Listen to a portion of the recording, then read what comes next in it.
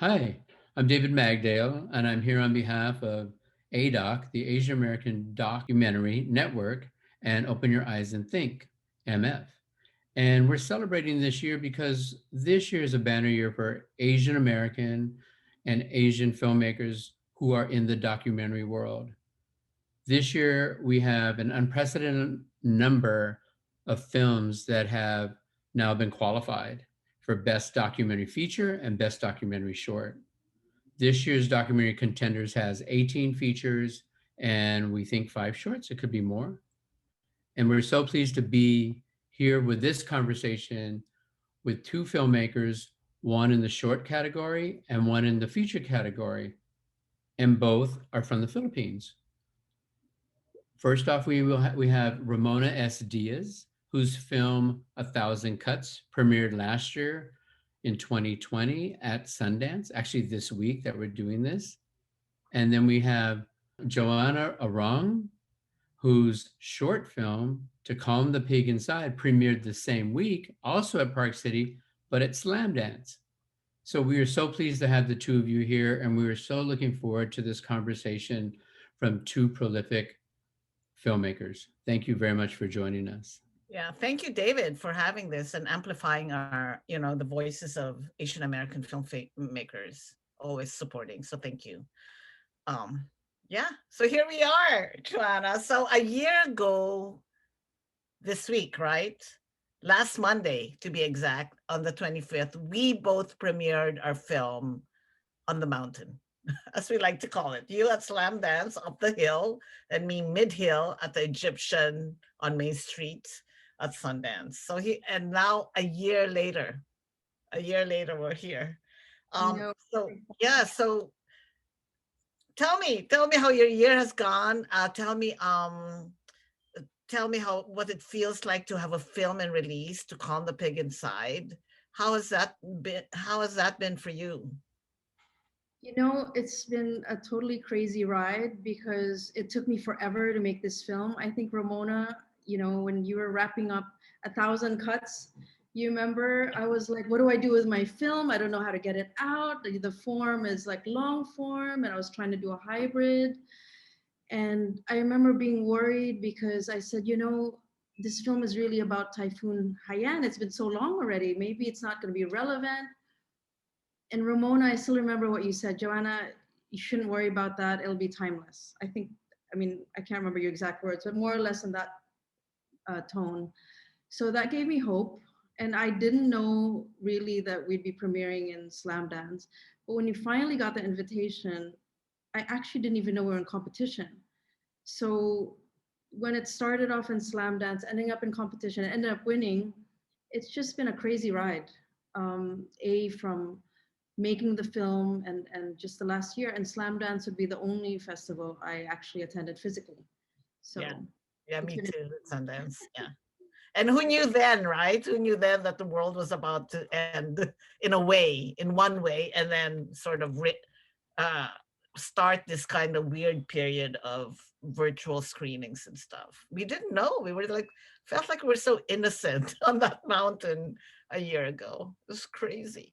I know. Yes, and I remember this film, To Calm the Pig Inside, was part of a bigger film, and your struggle was really, should I then pull it out because everyone was really reacting to this part of your film, which has become To Calm the Pig Inside, right? But it was large part of a larger piece, and your struggle was, should you go with a short, right, or the feature, and you went with the short, and I think it's fabulous. I love the short because it is timeless, right? It Because they're about how people react to natural disasters. But no, you tell me what it's about. In your words, I want to know, because it's such a beautifully poetic film, and I want to know how you got to that form. Well, it was interesting. So what had happened was Haiyan happened November 8th. 3 weeks prior, there was So the Haiyan is a typhoon, that like the strongest typhoon in the Philippines, right? Of late, right? Yeah. I think it's the strongest typhoon to ever make landfall in the world, as far as I know. Wow. Okay. And 3 weeks prior to that, we had actually been hit in the Visayas, where I'm from, with this massive earthquake. And again, all this politicking and all this corruption was coming out. And I actually got involved with that because of that. And then little do we know, the typhoon Haiyan would happen 3 weeks later, which I also got involved with later on. So that's why I had envisioned this long film. I thought I wanted to show what was happening. It was just repeating itself. First, this massive natural disaster, and then how the government reacted or didn't react. So I was trying to point that out in the three films. First, it happened in one area with an earthquake, then in Tacloban with a storm surge, and then the after effects in Eastern Samar. And once we finally realized, it was stronger to just have one short film, The Calm of the Pig Inside. In fact, all of it is in there already. So yeah, I'm glad we finally just decided to keep it in that short film. Yeah. But the film is the quality of like the personal, and it Mhm. also is mythic, right? I mean, about this pig and all the and also very magical, the element of magical realism because of ghosts, which is very, I mean, that combination is very Filipino in the storytelling. Can you talk a little bit about your narration? You wrote it. You're the writer too, right? You wrote it, and it Yeah. seemed, and it's very personal as well, I feel. So how did you come about writing it in that fashion? And yeah, it's really strong writing. Thank you. I've always been interested in fables ever since I was young. So I still have my Grimm's fairy tale book since I was 7, for example. And it always draws me back. And sometimes even now when I have certain issues, I go back to that and go back to the basics. And when I conceived of this film, it was actually another fable's name, Apulakin Mayari, a local one. But in the end, I decided to go with a legend, To Calm the Pig Inside, which was a legend in Bohol, um, where they think, every time there's an earthquake, people start screaming "bua bua bua" because they actually think there's a pig inside. And so when they scream that, they need to calm the pig so the earthquake will stop. So I guess I've always just been fascinated in combining, how it is in the Philippines, right? I mean, I grew up here, yet I went to the West. I studied and worked abroad for the longest time, and I kind of cut off my spiritual side, I suppose, or mythical side. But eventually, once I switched careers and went back to writing or storytelling and filming, I wanted to go back to that. Um, so I think all my films always kind of go back to somehow relating it to fables and myths. Because for me, sometimes when I talk about it to my Western friends, they don't get it. But for me, it's very much alive, really. And so what I talk about in the film about, having ghosts in the house, I can tell you stories. Things really have things Oh really yeah, have but happened. that is a quality that's, I think, really specific, because in the Philippines we just say yes. When people talk about ghosts, we're like, oh yeah, okay. We take it as fact. We don't even question whether it's real or not. It is part of the narrative, right? It's part of the stories we tell, and we tell it like there's real stuff. And then when people say, well, maybe we should have it exercised with this priest, and we're like, oh yeah, yeah, we should. That's a good idea. We should do it. And it is just a part of um uh, uh almost like the spiritual world and the physical world really meld, right? Because there is sometimes no boundary between the two. And you live in this space where, yes, it is accepted there are ghosts. It's like, why are you questioning it even? And I kind of, I miss that. You're right. I miss it in the West, and it's hard to explain. It's hard to explain that that's the way of living as So well in the States, in the Philippines. absolutely. So when dealing with this film of the super typhoon and all these people, having suffered so much, just to get around that, I was trying to, how do we position this so that, people can somehow understand how people are trying to get to deal with the situation. So that's when I decided to, excavate, I suppose, my own memories and how I dealt with certain things, and remembered a lot of the stories that people told me. And those are the ones that really struck me because they kept being repeated over and over again. So then that's why I thought I would intersect all of it. Yeah. Yeah. The shooting is so beautiful. When did you decide that it was going to be in black and white? Basically, so we collaborated with Vijay Filafranca, also another Filipino photojournalist, and all his photographs are predominantly black and white. So originally we were going to do both black and white and colored. And when we spoke with our editor, he just said, it's just bringing you in and out of the film. So we decided to finally make it all black and white, except one section where I said, no, that definitely has to be color. And that was the section with the children's drawings. Oh, Because that's right. Yeah. yeah, because when you speak to the children, it's crazy, but they're really still very much living it. And I remember that was one of the first questions, some stranger came up to me when we were shooting in Tacloban. And one of the first things she said to me was, do you think, do you know any psychiatrists? Because I don't know what to do with my children if, they just hear some wind or some little rain on the rooftop, they start screaming and yeah. So I thought just to make that little section color. No, it's really effective. What have been the you screen this in film festivals? What have been the questions that surprise you in the Q&As? Have there been questions that surprise you, or questions that keep coming up? There's always a question that will always keep coming up repetitively during Q&As. Has that been your experience, or? The question always comes up about who's the voice, and if it's a little girl, and also the other question was, for example, how come I didn't do what do you call that, interviews, like classical interviews, for example. But it's not the film. I mean, sorry. Why am I answering? Sorry. What do you say to that? Yeah, well, in the end, I really just I didn't think it was necessary because it was such a huge tragedy. I didn't think it was necessary to just show one person or another person. So I was trying to make it really a universal, trauma and feeling. So yeah. And in the end, even it turns out to be my voice also. But in the end, it didn't have to be my voice. So even in the credits, I don't actually use my name. I mean, I use my Chinese name, which most people don't know. So I really wanted this to be a universal experience of trauma, I suppose, and how does one cope with this? And it's a trauma that's probably going to last. It's probably not just going to be one generation. It's going to also last for the next generation or so. But like certain figures in your narration, say the grandmother. I don't know why the grandmother stuck with me at the end. Is that your experience with your grandmother, or is that a memory from your personal experience, or made up, reimagined, or imagined, I guess?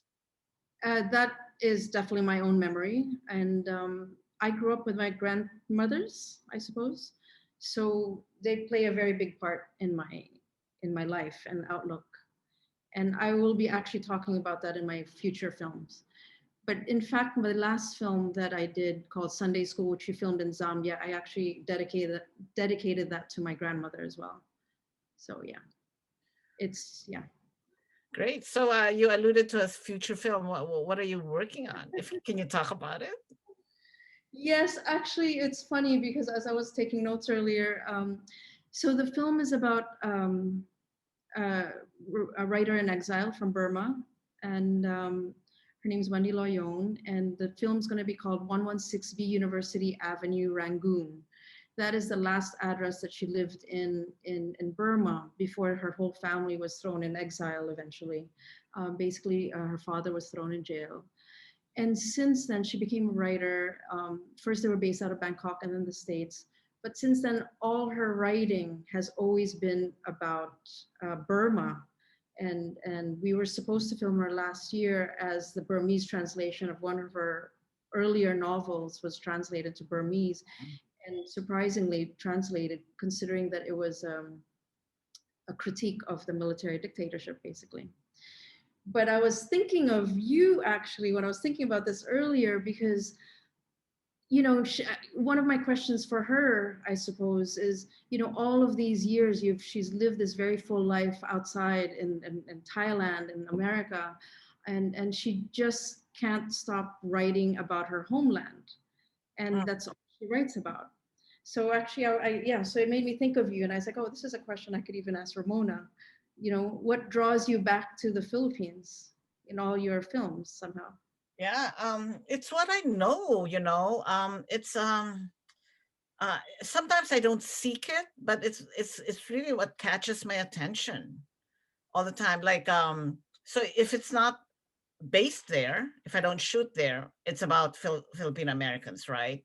And I seem to go back and forth because, of course, Imelda was, I mean, I shot in the Philippines, but my next film, The Learning, was here, but about OFWs, like overseas Filipino workers here. And then I guess after that was was Arnell. So it was also mostly here. Like basically Arnell was the biggest OFW, right? Because he was the most famous overseas Filipino worker. So I go back and forth because I think it's what I know. I have this urge, I think, to unpack it for me as well, because I've lived I've lived here in the US longer than than I lived in the Philippines, right? By now, I've lived here longer, but I grew up there. It's like I came of age there, so I'm still in a way trying to unpack what that country is, because I was never an adult there, so I'm trying to understand it through adult eyes, and at the same time unpack it for a bigger audience, like for an audience of which I'm a part of now, right? Because I live here in the West. So but I always say I'm in that liminal space between uh the motherland, the Philippines, and here, my adopted country. And it's an interesting space to be, because it's 1 foot there, 1 foot here. I understand. I'm still, I can still be an insider there, but I can also be an observer in a way. I'm allowed to be an observer because I don't really live there. I haven't lived there for a long time. And to be an observer in a place that specifically as like intuitively, is a great place to be a documentary filmmaker, if that makes sense, because you can still observe and yet you know it intimately. You know it from muscle memory for us, a child growing up, right? You know reactions, you know what's going to happen, all those code the coded language that happens, and the body language that happens, that yes doesn't necessarily mean yes in the country. There's so many levels to yes, and you get that. You get those codes, um and I think it's infinitely interesting. So many stories. I always think, okay, this time I'm just gonna do this now, right? And then another documentary beckons, and I can't. I have this test. If I'm still thinking about it, like a week later, a month later, I have to do it, or at least I have to explore it. And then I explore it, and then we were talking about this the other day with another filmmaker. You fall in love with your subjects. You fall in love with not the topic. I'm drawn to characters, so you kind of fall in love with your characters, and then you can't. Then I can't ever let it go. Like Journey, for example. I had no idea. I mean, I knew of Arnell getting the gig with Journey. I thought, I had no idea what he was like. It could have been a 5-minute YouTube clip, because he may not have been so sparkling, right? Or the camera may not have loved him, right? But we went there to film them for a week. It was a trial for us. It was a trial for them. And I'm the first time I met Arnell, and we filmed him, and we talked in the fields, I remember, and he started talking, articulating his inner life and what he was going through right at that minute, in such a manner that was like, it takes your breath away, right? It's you're like, and then damn, I have to make this now, because there is this falling in love, right? It's like, and then everything about it, and then you can't walk away. The same thing with A Thousand Cuts, right? And the same thing with Maria. You know, that first time, and then she starts stalking and trying to sort of explain this information and this and that, and you try to follow her, and you're like, ah, I'm hooked. Now I have to make this film. But it's a great feeling. But I think you have to, there has to be that affection, in order, for you. It's a marathon in order to go the distance. But also with on the other side of it, I also, there's something very, I'm drawn to, um the bad guys too, right? The rogues, obviously. I mean, Imelda, if you can call her a rogue. I mean, the ones who sort of behave badly. I'm drawn to that kind of character as well. Like, you could say like Mocha Uson and Bato, and because I know there's always something that drives them, and I want to know what drives them, right? Because they're never, they, in their narrative, in their own story, they're not anti-heroes, and I want to know, okay, what makes them a hero in their own narrative. There's always something, right? And I want to get to that without apologizing for them. I don't want to be an apologist either, but I want to just get to the nuance, because stereotypes and caricatures never help anyone. It doesn't further the discourse or the conversation. Sorry, Yeah. it's a very long answer. Yeah, but yeah, it's what I know, I guess. Yeah. I mean, you asked me about my grandmother, for example. I mean, I'm the same. Like, I actually grew up, I mean, I grew up here, and then I went to high school and university in the States and Europe, and lived around Asia. But something drew me to come back here and really look for stories here. But I think what's happened now is, I mean, it comes out a little bit in my film now. This is actually the first time I really interweave very personal stuff.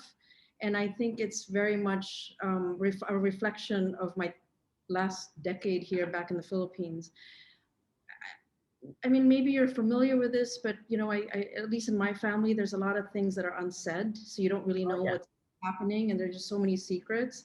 And somehow, for some reason, they wanted to forget about the Philippines. Once you go back to the States and you just assume your new lifestyle, etc.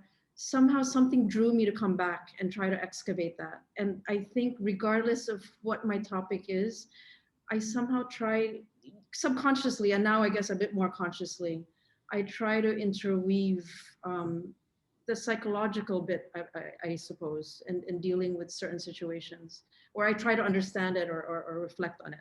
Of course, I don't necessarily have the answer, but I include that, I suppose. I think those are the my biggest questions in my films now. Yeah. Yeah. Yeah. Yes. So much is said, is left unsaid. I always say we're like Asia's wasps, right? We don't ever talk about anything until we have to, if it catches up with you. But Yeah. yeah, so much is left to be be to memory, left unsaid, and then up to your memory to recreate it. And you always wonder, was it really that way? Did I really, like, right now I wish I had, so you know how I wish I had conversations with my parents, that but that would never have been, I don't know, I don't think taken, I don't know, would have been, I don't know that they would have engaged in the conversations that I now want to have with them. But yeah, it's so true. But I think it takes on the quality of things unsaid, and then you try to express it in art, and it comes out very different and very interesting. Yeah, I've always wanted to do fiction. As you know, I've been telling you, I've been pitching fiction actually lately, and it's always based in the Philippines, because I think there's, and growing, and it's a mixture of, it's not memoir, but like stories that I've been told about, the ancestors, or your great grandparents, where they're from, and and all that. So yeah, one day I'll put it all together in writing. It's hard to write. It's hard to write during this pandemic, but I've found, yeah, I found that it's easier to write fiction than nonfiction. at this time? Yes. Yeah.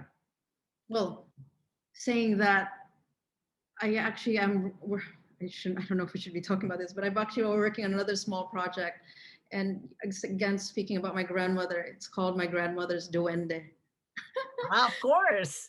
Yeah. Yeah. Explain what duende is, because duende is another one of those figures that, yes, we take for granted. There are duendes. What are you talking about? Of course there are. Yeah, there So, are. There really are. yeah, I know. So what is a duende? You have to explain what a duende is. So a duende is basically a dwarf, but they can give you powers, I suppose, especially if you grab its hat, for example. And you know, I grew up with a story, and that's how my one of my grandmothers told me how that's how she got her money. And so I just believed it sort of. And then of course when I grew up, of course that's not true. 2019, I'm in Mexico for 2 months on a residency for an art exhibition. And I meet this artist and we're in his house and he's telling me that, oh, I'm sorry about this or that because the duendes have been playing with the stuff and hid the coins. I was like, wait. Like everything went in slow motion. And I had this long conversation with him. He didn't speak English and my Spanish is not very good, but I understood exactly what he said. He told me my grandmother's story. And this is all the way in Mexico, basically. Yes. So yes, spirits exist, I believe. Wow, that is so no, yeah, we live in Gabriel Garcia's Marquez's novel. We this living in the Philippines is living um uh, in that kind of novel. It's really magical realism everywhere.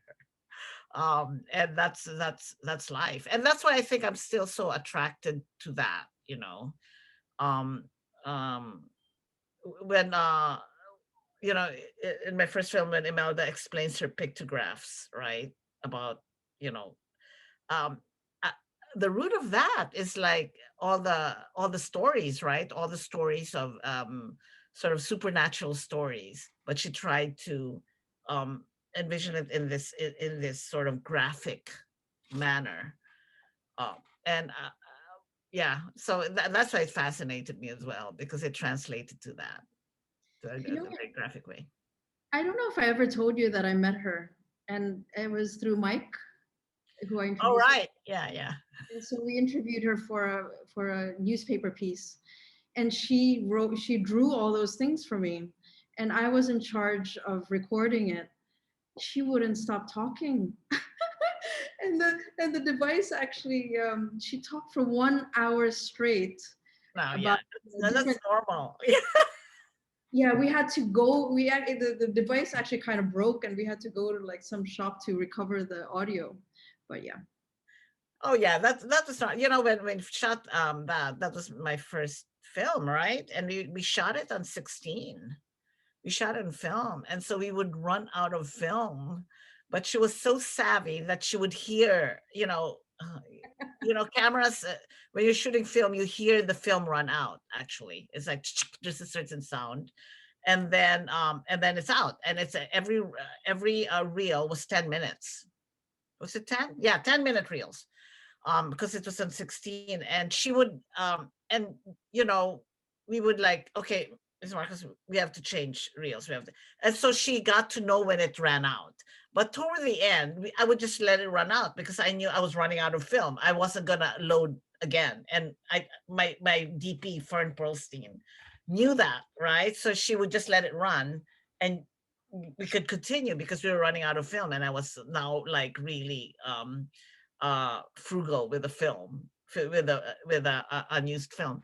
And but she knew, now she knew, she could tell that it ran out, because she was now used to, you know, whenever we call cut, running out. Yeah. So she would like, she'd be the one to say, your film ran out. I'm like, yeah, Mr. Marcus, but we're running out of film. We're like, she goes, ah, okay, where do you get film? I said, no, you can't get it anywhere. You know, once we're done with the film, we're done with the film, we're done with the shooting. I said, but the sound is still going, so we're still recording sound. She says, no, no, no, no. The picture, I mean, it has to also be with picture. Oh my God. I said, okay. And then to explain to her that, no, we're running out of film. No, where do you buy film? I said, no, Miss Martin, we're not going down that road, right? We're not buying any more film. You're not buying film. So it was just this really back and forth where she's very media savvy. So she caught on, right? She had caught on that, wait, the film ran out. I said, uh-huh. It's like we can't.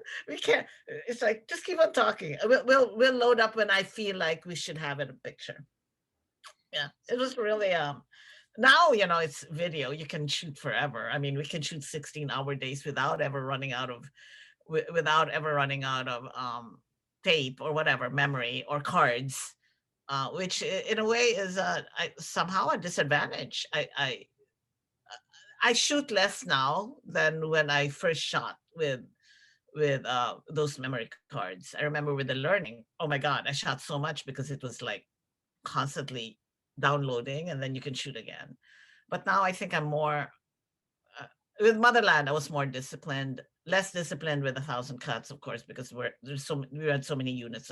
We had 2 units on the ground, a third sometimes when it was like a really crazy day. So that was we shot a lot. We shot a lot for 1,000 cuts. Speaking of Imelda, I have a question for you with regards to my film. I mean, I have my own theory. So, this was during Aquino's time, and it takes place in Tacloban. And one of the biggest critiques was, he never, part of the reason he kind of downplayed the number, he didn't want to look bad. And one of the reasons why Aquino did not go to Tacloban, actually, that's what they were crying about, was of course because of the relationship between Imelda, who's from Tacloban, and the Aquinos. And I'm just curious to know if you have a thought on that, actually. I think Aquino should have gone. He was president. My God, right? I mean, yes, that's Tacloban is Marcos territory. Or no, not Marcos, Romualdez, as opposed to Marcos, who's up north. That's Romualdez, which is Imelda's family. But I think they should have transcended. He should have transcended that because he's president. He should have gone. That's my thinking on that. But as you know, in the Philippines, we can be so tribal, right? We're made up of 7,100 islands and 7,100 tribes, right? I mean, that's why it's so hard to unite the country and talk about we have a national language, but so many dialects, right? So it's either you speak your dialect really fluently, and then the next language you really speak well is English. So it's your dialect English. It's not really Tagalog, right? Tagalog, which is now the national language. It's Filipino. We don't even call it Tagalog anymore because that means a certain region. So we don't even speak Filipino across the nation. It's such a small nation. So how will we ever really come together when we speak the dialect or English? It's like, what about the national language? So it's really such a, we are in a way, right? We are still very tribal. It's about families. It's about, and it's always the same families who take over. They just do this sort of revolving door. Who's in power next? That's why I think the 2022 elections should be interesting to see what's coming next. Yeah. Anyway, so the last time that we were really together, I mean, I saw you last year at Sundance, but like it was like so fast, right? Because it's a crazy time. But really, the last time we're together really was in Manila because I was packing up my apartment after having stayed in the country for months and months and months shooting 1,000 cuts. And I remember you came to like keep me company because I was like, it was 3 a.m. in the morning and I was still packing my apartment, which was like so crazy because I had like an early morning flight. And I kept saying, it's done, right? And you're like, sure, it's done. And I still had all this stuff to pack. Oh my God, I was so overwhelmed. It's just crazy. And so tired from like, we had just wrapped, we had just wrapped 1,000 cuts, which was months and months of shooting. To be honest, I did not think you were going to make your flight. No, I barely did. She's going to call me and be like, let's have brunch. Yeah. Because you're like, I'm leaving in 3 hours and it's half packed, right? And there was nothing packed. Because we kept talking. I'm like, we kept talking about your film and what will you do about your film. I remember that. So I'm like, I can't talk about the film. I said, just cut it down to a short. I'm like, and then the next thing I know, it is a short. I'm like, oh my God, that's great. That was a good conversation we had, but it was this frantic conversation. And I think I just left a lot of stuff there. It was crazy. It was crazy. But it's just so funny that, it's that sort of a trip journey we did together. And then we premiered on the same day. Yeah, I love it actually. I love that we premiered on Chinese New Year last year, same exact day. Yeah. Yeah, that's why I was in red. No, that's not why. No, it's not. It's just so happened. I was in red. Yeah, I know. We were in red. And so was Maria Ressa. We were twinning, right? Like everyone says, oh my God, you're twins. So funny. So, yeah. So is there anything else? Is there anything else you want to say about the film as we wrap up here? I mean, I'm just really happy that the film's been making its rounds and more people are getting to see it. So hopefully more people will watch it. I mean, hopefully people can it can resonate with more people. Yeah. Yeah, it's quite a beautiful film and it's very affecting. And I think you did. It's timely because it is about the climate. It is about, it really touches on climate issues and yet timeless in terms of how people react to it, how people have to deal with trauma, right? That's really what, and so beautifully and poetically done. So congratulations on the film. So happy that you got it done and out there. Thank you, Ramona. This has been great chatting with you. Thanks.